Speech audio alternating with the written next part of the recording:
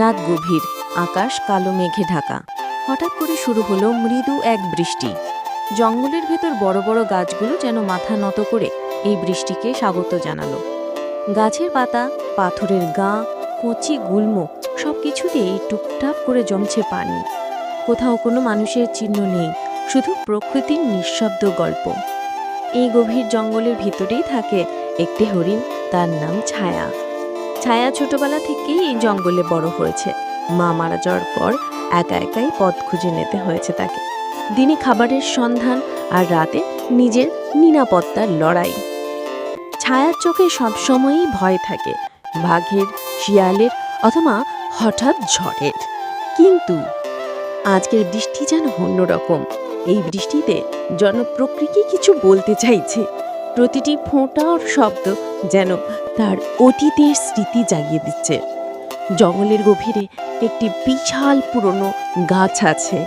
লোকেরা বলে এই গাছের কাছে নাকি প্রকৃতির আত্মারা বাস করে। ছায়া মাঝে মাঝে সেই গাছের নিচে বসে। আজও সে গেল সেই গাছের ছায়ায়। বৃষ্টি ঝরছে, বাতাসে পাতার কাঁপড় নেই, আর একটা গভীর নিঃশব্দতা। হঠাৎ গাছের ফাঁক দিয়ে একটা নরম আলো জ্বলে উঠল। ছায়া চমকে উঠল। সেই আলো যেন তার মায়ের চোখের মতো নরম। এক মুহূর্তের জন্য সে অনুভব করলো মা যেন পাশে বসে আছে।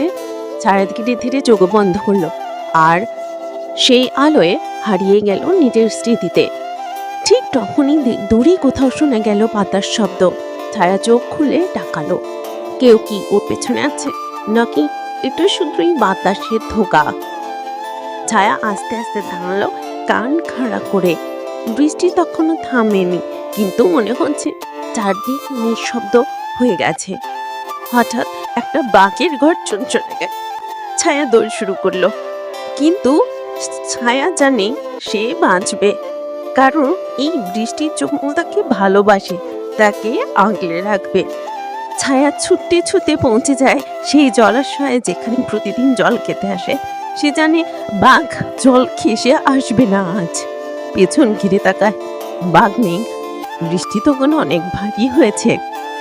ছায়া থেমে দাঁড়ায়, আকাশের দিকে তাকায়, যেন বলছে মা, আমি বেঁচে আছি।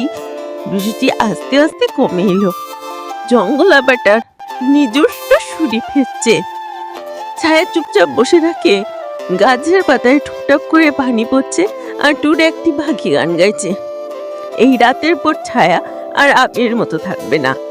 আজ সে বুঝেছে প্রকৃতি শুধু নীরবতা নয়, তার মাঝেও আছে